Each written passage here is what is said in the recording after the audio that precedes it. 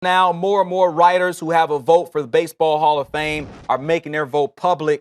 A Twitter handle at not Mr. Tibbs has been tracking all the writers who have made their votes public. Do you think Hall of Fame voter transparency is good, or is that a bad thing? Well, I wonder about Twitter transparency, because you can hide behind it. This is not Mr. Tibbs. Who is that? So that basically means it's anyone but Sidney Poitier. Okay. All right?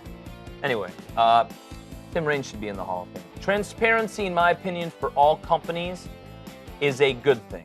I think that companies that management keep things from the people below them in an absolute forum usually crumble. There is data, particularly, and I think businesses are run very differently in the 21st century as they were in the 20th century, and that's really important to not compare the two. But there is data for the last 15 years that companies, that the CEO all the way down to interns, with transparency of what your responsibilities are, whose strengths and weaknesses are what, how much everyone makes, and on and on and on, actually leads to a better environment. And I think that's the case with this voting. I think that it will then shed light and provide different tiers and layers and colors of gray between Rafael Palmeiro and Ivan Rodriguez, and Alex Rodriguez and David Ortiz. Do you think voters hide behind the veil of secrecy? Yes.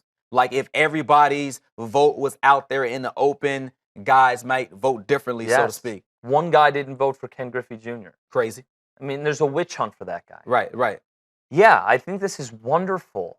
This is wonderful. I think in a lot of ways, Dan Le Batard, who lost his vote for an indefinite period of time, I mean, in a way, he was providing a passive-aggressive cry for help for transparency and, you know, accountability. Let's look at this process. Let's examine what You're we're a member doing of the here. press. Every other thing you do is you bleed through your typewriter. Mm-hmm.